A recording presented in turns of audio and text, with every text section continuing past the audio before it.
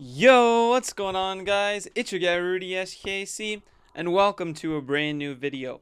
Pistons win Game 5 today in Madison Square Garden, and boy, does it feel good to just win playoff games, man. I mean, the feeling as a Detroit sports fan, I get absolutely exhilarating, and it's something that I really have not felt before. As a fan of teams in Detroit, like you take a look at the Lions, no one's been around long enough to see the Lions win their last playoff game, or I guess people have, but I'm definitely not. The Pistons, I wasn't old enough to see their last playoff win in 2008. So watching them win two playoff games this year has been absolutely huge. Even the Tigers, I wasn't really, I wasn't really into baseball that much back in 2014, 2015, when they went to the World Series and they were winning playoff games then. And then they break the streak this past year, by beating the Astros in a series, and then they're playing the Guardians in a best of 5 series. So for me, this is absolutely something new, and my biggest takeaway so far is that I just cannot get enough of it. It's absolutely exhilarating for me as a fan, and you can feel it coursing through your veins. So the Pistons today, they take the Knicks 106-103 in MSG, in a game that I thought, if I wasn't a fan of either the Pistons or Knicks, probably would have turned this game off at the end of the second quarter. I mean, the amount of stoppages, the amount of fouls, the amount of reviews by the referees, it was terrible, and it was so long, and it was lame, and it was boring. And as a fan, for me, I was like, the last game, right? We talked about this. I thought there were like 4 different phases for me in terms of how I was reacting to the game, right? I started off, in a complete state of shock at just how pathetic we were playing, and then you get the third quarter run, and then you get the fourth quarter back and forth until Brunson just shoots an arrow into your heart and ends you, right? This game felt a lot more like I was just sitting there, like, chilling on my couch while I was watching the game. Like, there wasn't much for me to, get upset about. Like, of course, I was mad the refs were they were slowing down the game. There were calls I was pissed off about, but it wasn't exciting enough. There wasn't enough running. There wasn't enough transition. There weren't enough dunks. There weren't enough bang plays that the refs let go. Everything it felt like there was a stoppage. But again, a win is a win, and now you get Game 6 back in Detroit on Thursday. And I really want to get into this because there's a couple people we want to get into today. But first and foremost, man, Ausar Thompson. We talked about this last game, and I said offensively, I felt like he hadn't been having the greatest series. What I neglected to say, and what I should have prefaced that with, was that throughout the series, outside of foul trouble, he's been an absolutely dominant defender. And whenever he's on the court, the Pistons are, I don't know the exact plus minus, but it seems like they go on a run every time Ausar is on the court. And immediately when he subbed out, something goes wrong. I actually have something written down for that. There was a sequence in the third quarter where, Ausar free throws, it put us up 71-61 at 4 minutes and 29 seconds in the third quarter. They subbed Ausar Thompson out at 4 minutes and 12 seconds, and by 2 minutes and 31 seconds, the score was 71-70. In a blink of an eye, in less than 2 minutes, the score went from a 10-point game to a 1-point game, all when Ausar Thompson went to the bench. And that's why JB Bickerstaff, he elected to bring Ausar Thompson back later within the third quarter itself, because he's starting to recognize that as well. So for as much as we've been talking about Ausar Thompson on, the offensive side of the ball, and, he's had these turnovers which are inexcusable. He hasn't been great finishing. He hasn't been able to get to the free throw line. Today, he showed, throughout the series, I should say, he's been showing his worth on the defensive side of the ball. And there's a huge, quota of people on Twitter calling for Ausar to be benched, and that was never my intention with my last video. I was just pointing out that I thought Ausar could be better offensively. And today, he took exactly what I said to heart. I mean, I know a lot of his points came off, dunks and feeds from Cade and JD and Tobias, but the guy scored 22 points, 7 rebounds, 2 blocks, 8 of 10 from the field, 6 of 12 from the free throw line, which is probably really bad. But I mean, you can that's all you can. You can only ask for the 12 free throws. So for me, Ausar Thompson, he was all over the court today. He was helping out the offense when you had Cade, who had an off game for 3/4 of the basketball of the NBA game. You have Ausar Thompson, who's there on the weak side. He's there cutting baseline. He's always there for these dunks, these layups that Cade can throw to him as soon as he gets off the pick and roll with Jalen Duren. And that's something huge because you saw there's always help. Cade, sometimes he was getting doubled. He was getting hedged off the screen. Sometimes he was getting a triple team with the guy in the corner rotating all the way over. And that was the point where Ausar, using his basketball IQ, he cut to the rim. And it wasn't just with Cade, it was with Dennis Schroeder, with Tobias Harris, with so many other guys. And not just that, Ausar Thompson today, he was assertive with the basketball, meaning when he got the ball in transition opportunities, he went directly to the rim. He went up. He challenged Karl-Anthony Towns. You look at the game, Karl-Anthony Towns and Mitchell Robinson both ended up with 5 fouls. And Ausar Thompson absolutely huge, was a huge part in causing that. So Ausar Thompson today, he is my MVP for the game. Because without him, the Pistons aren't even close. They have no chance of winning the game. I think there was a sequence maybe in the fourth quarter or whatnot where Cade misses a shot. I believe it was Cade. And and mind you, this is a clear-cut Knicks rebound to Josh Hart. Ausar Thompson flies out of Narnia, and he somehow manages to sky the ball out of the air and get it back to Cade Cunningham. The athleticism on the guy is unbelievable. And you saw it today. You saw it come together on the offensive side of the ball. And it was almost to the point in the game where it was almost, whatever the opposite of unplayable is. I mean, it was just hard to take him off the court. Every time he was off the court, you could clearly see there was a void in the Pistons offense. And you saw he held Brunson to 4 of 16 shooting in the game. Probably Brunson's worst game in the series so far. And, I know he dealt with some injuries down the stretch as well, and I hope he's fine and everything. But large part of that was because Ausar was not only on him this game, but he stayed out of foul trouble for the most part. I believe he picked up his first foul in the third quarter. So Ausar Thompson is my MVP today because of his impact, not only on the defensive side of the ball that he's shown all series, because he stays out of foul trouble, and because of how aggressive he was on the offensive side of the ball in drawing fouls, in getting to the rim, and how he was smart cutting at the basketball, getting there for those 4-on-3s when they were double teaming Cade.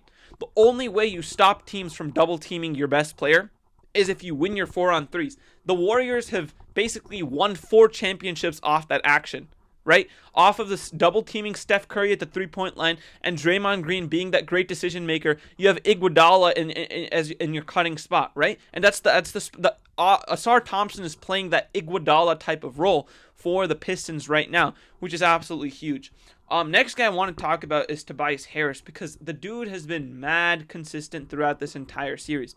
I want to point this to you. Outside of a game 3 that, I'll give him a pass. It was back in Detroit. The Pistons, the score, it shows that it was just a 2-point game or whatever, but that game it was a lot more far away than the final score showed. Outside of that, Tobias Harris, game 1, 25 points, game 2, 15, game 3, 5, game 4, 18 points, and game 5 today, 17 points. He has been a consistent source of offense, and he has elevated himself from where he was in the regular season. You take a look at it, regular season, he's averaging 13 points a game. And, he was just doing his role. And early on in the season, we were like, oh my God, is he being a black hole? Is he restricting things to the offense? But we were still accommodating because we were like, the work that this guy has done in the locker room for the team, it's still unbelievable. But since, I would say, like, the turn of the new year, Tobias Harris has been a new man. His shot has fallen. His shooting percentages across the board have all improved. And he has been a guy for the Pistons when Cade isn't getting going. Ausar Thompson, Tobias Harris, you can give the ball to him, and he can create his own offense on the low block. His shot this series has been a reliable, consistent source of offense for the Pistons, especially today. One of the big reasons the Pistons jumped out to a lead in the first half was because of Tobias Harris. There's a sequence where Jalen Duren, off an offensive rebound by New York, or I think it was a foul on Mitchell Robinson or whatnot. He comes down and he hits Tobias Harris in the face. After that, I don't know what got into Tobias Harris. The guy started turning into Michael Jordan. I mean, he gets a corner three to go, then he gets into his mid-range, then he gets in transition, he gets a bucket, he's pushing the tempo. I thought there were a couple buckets for Asar Thompson that he created, which is something we haven't seen. We haven't seen Tobias Harris, the facilitator, but in transition, he's pushing the ball up the court. He's not waiting for Cade. He's pushing the ball up the court himself before the New York defense can get set, and he was finding Asar Thompson for some easy bunnies. And that's the veteran leadership you're looking for out of Tobias Harris. He's shown it all series, and I thought today was a great demonstration of what he's been showing. And even another veteran I have to talk about, Dennis Schroeder. He's been extremely consistent as well. Today, 14.6 of 13 shooting. It's with Dennis, the numbers are never gonna be eye popping. Okay, you know he's a role player for a reason. The numbers are never gonna be eye popping, but he has timely buckets. And what I mean by that is, yeah, he has games where he can't, throw a rock into an ocean. But then, then he also has games where he looks like, prime Stephen Curry. And then there's games like today where maybe his shot isn't completely falling, but it's good enough, and he gets timely buckets. The way he gets and maneuvers his way to the rim, it's remarkable because of his size, because of how small he is. And that's something Dennis Schroeder has been good at his entire career. He came into the Atlanta Hawks with that ability, with that quickness, and that's followed him throughout his NBA career. And I don't know how old he is. I'm sure he's around 30 at this point. But Dennis Schroeder, that ability for him to get to the rim and essentially generate a bucket whenever the Pistons need it the most, it's absolutely going to be huge for the Pistons going forward. And for Dennis Schroeder himself, it's essentially a tool for him that he can always go to. And I'm not saying it always works. And Dennis Schroeder, he's, similar to Brunson, right? He's also a foul baiter. Now, not to the same extent as Brunson, but he also actively hunts fouls. For him to have a move in his arsenal, to have his quickness around the screen that he can go to whenever the Pistons need and get a bucket, it's, that's a sign for Dennis Schroeder's game that he's not slowing down. Because when you take a look at a lot of small guards, the first signs of their game starting to dwindle off is they're finishing at the rim. And Dennis Schroeder, with his quickness, his finishing ability, he's still showing top-tier ability in that facet of the game. And for the Pistons, that absolutely bodes well when you have non-Cade minutes. You have a guy coming off the court, coming off the bench who can generate that offense, especially because you don't have a Jaden Ivey, who I'll get to at the end of the video. But if there's, I just have to say it here, if there's any hole you're seeing for the Pistons right now, a secondary scorer outside of Cade Cunningham is probably the biggest one. And that's where, to me, Jaden Ivey just fits in so perfectly. And it sucks that he had to go down with that level of injury because, right after the Pistons had that little West Coast trip in late December, Jaden Ivey hit the game winner against the Sacramento Kings. Their season started to turn. And then a couple games after that, Jaden Ivey gets this brutal injury against the Magic. And I just wish he could have stayed around for this turnaround. And it's going to be difficult to get him inserted back into the lineup in the playoffs. We'll see what happens May 1st, I believe, is our next update on that. But, man, you could see it's like almost like a jigsaw puzzle, man. It's the final piece right there for the Pistons' young core, at least, to be complete, and that's Jaden Ivey, and I believe he slots in well. And speaking of Jaden Ivey, the young guys in general, the young core today, I want to break something down for you guys. In the fourth quarter, 22 of the last 23 points were scored by Cade Cunningham, Asar Thompson, or Jalen Duren. Let me repeat that: 22 out of 23 of the last Piston points came from Cade Cunningham, Asar Thompson, and Jalen Duren. And that one point that didn't was Dennis Schroeder free throw late at the end of the game, when it was essentially the Pistons were shooting free throws, to extend the lead and keep the Knicks at arm's length. But to me, this game showed me that the young core is ready. After 4 games, you see the young core come together and they closed the game for the Pistons. It wasn't Tobias Harris, it wasn't Malik Beasley, who had a decent game, 2 for 7 from 3, or Tim Hardaway Jr. No, it wasn't those guys. It was our young core who came out and they closed the game. They shut the door on the Knicks. And I understand Brunson was injured, and there was a huge stretch of the game where he wasn't able to join. But your young core, as a Pistons fan, you have to be absolutely ecstatic because your young guys, the guys that Troy Weaver drafted, right? Cade Cunningham, 2021. Jalen Duren, 2022. Asar Thompson, 2023. Those are the guys that came out and closed the game for you. And that has to be absolutely exciting, not just for the series, because that's something that extends beyond the series. It transcends the series, right? It transcends to the Pistons rebuild. It transcends to the vision of, Trajan Langdon and JB Bickerstaff at the beginning of the year. It transcends all of that because that is the future. That is the hope that you have this Pistons team contending for titles with that young core. So, to me, that's absolutely huge to see that. And Jalen Duren, specifically focusing on him, 9 points, 14 rebounds, 2 blocks. And 6 of those points came within the fourth quarter himself. I thought he got in foul trouble early on a lot of BS calls. I thought this game was it was way too touchy. The ref should have let it go on both sides. But Jalen Duren was absolutely huge, especially down the stretch. And I want to talk 2 possessions where Cade, he's getting to the lane. I think one, I don't know if it was an assist or if it was a missed shot, air ball. I'm pretty sure when I saw on NBA.com they credited Cade for the assist, but Jalen Duren, he puts it back and he cleans it up. Next possession, I think this is where Josh Hart gets injured too. Cade Cunningham, he misses, and Jalen Duren's right there with Karl Anthony Towns in the picture. He grabs and he puts it in for the putback. Those are the types of possessions that you want if you're Jalen Duren. You want those opportunities to go and get those second chance points. That's why Jalen Duren is on the team. That's his role. And to see that coming to fruition, that's exactly what you want to see as a Pistons fan. And on the defensive side of the ball, he had 2 blocks, and everything that came into the rim, it was a tough shot. You saw it, guys. I mean, that's the whole entire reason, for all of you wondering, that JB Bickerstaff has Tobias Harris on Karl Anthony Towns. Yeah, Duren is not great at defending. The 3-point. Well, I apologize for that. That's so frustrating. My mic just cut out the rest of my video.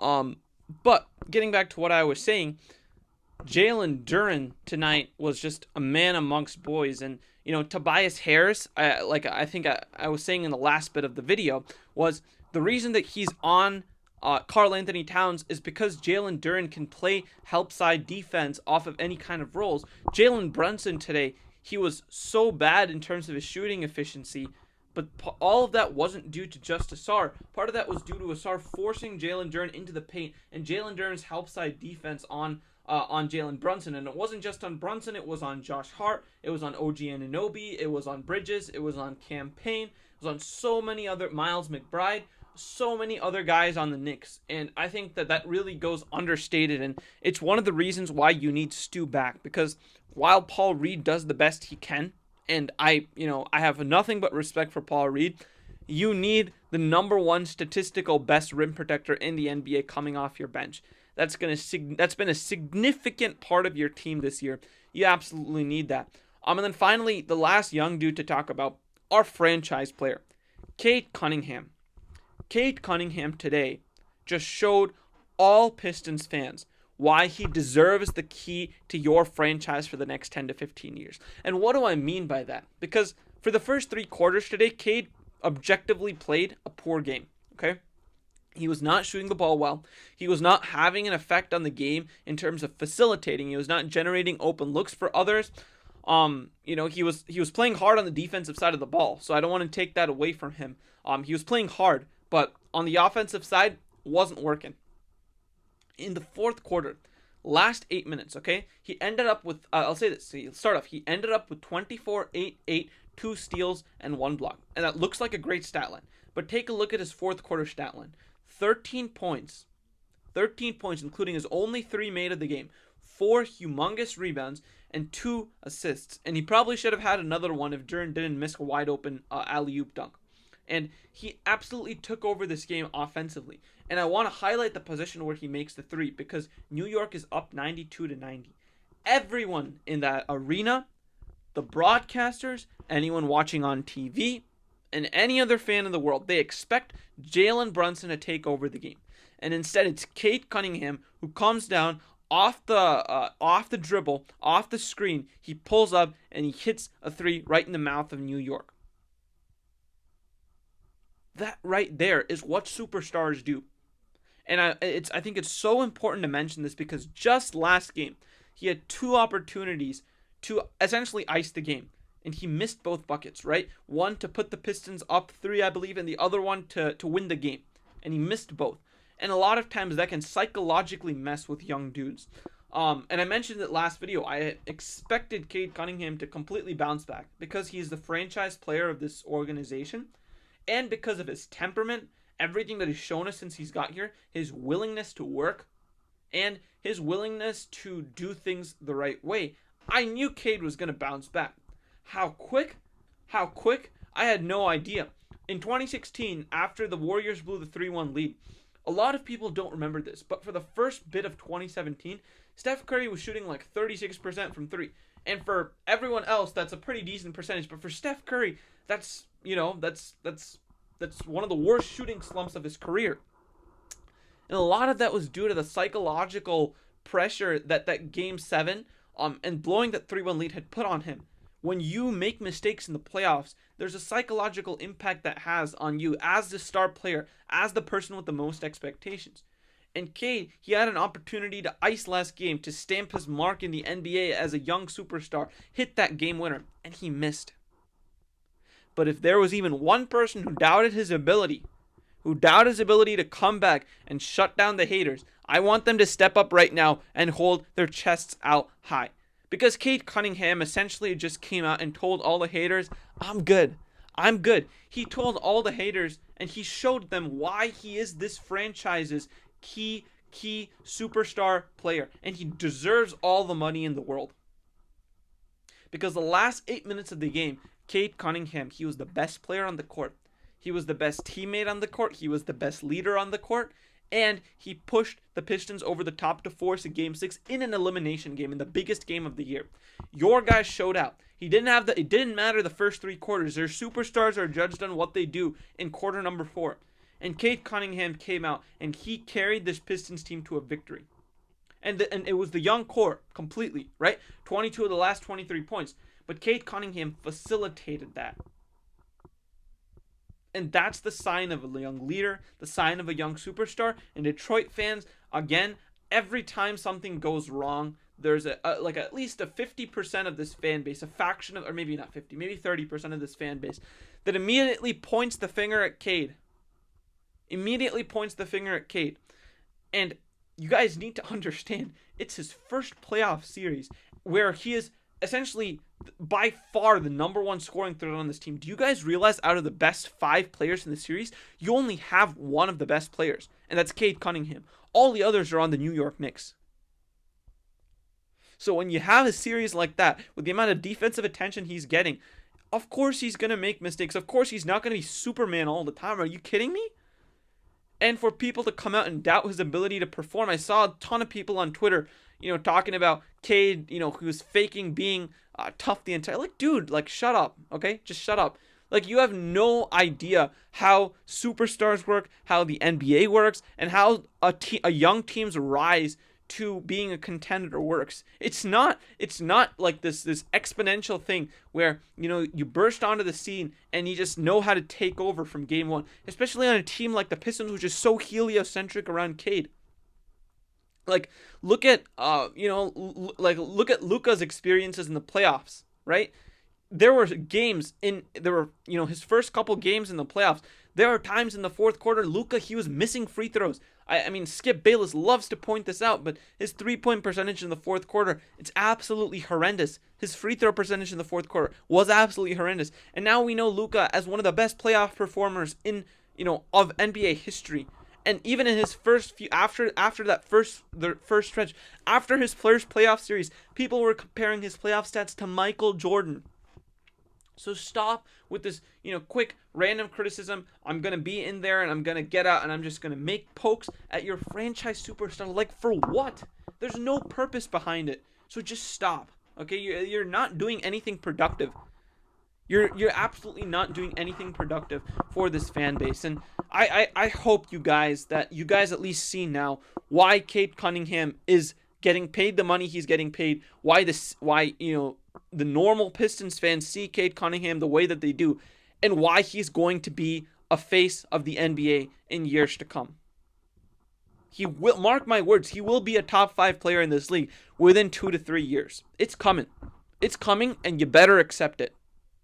So that's my little rant there on some of the Pistons fans and some of that Cade Cunningham discourse, because I really hope he shut down all the haters today, because he just showed you the opposite of last game, where he has a great game and then he misses the most crucial shot.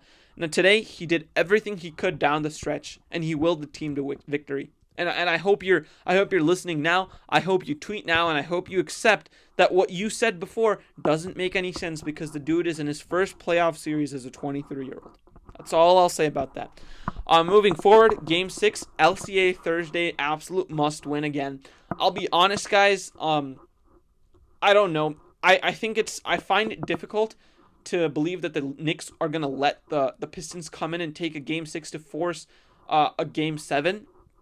Just because Cat didn't have his best game today, Brunson didn't have his best game today, but you never know, because the wild card is always the shooters. If Hardaway or Beasley can get off from 3, if they can start off hot, and then obviously the Knicks role players, and it feels cruel to call Mikal Bridges or OG Anunoby role players, but if their shot is off, if you can stop them, if you have the home crowd advantage that helps you, hopefully you can get your first ever win in Little Caesars Arena. So absolutely looking forward to that. But this was just an exhilarating win for me. I didn't think it was as good as Game 4 back in Detroit on Sunday. But anytime your team wins in the playoffs, it's just a feeling like no other, man. It's just a feeling like no other. So I'll see you guys, you Pistons fans, on Thursday. I'll try to come with other NBA playoff recaps going forward, but other than that, I'll see you guys next time. Peace out.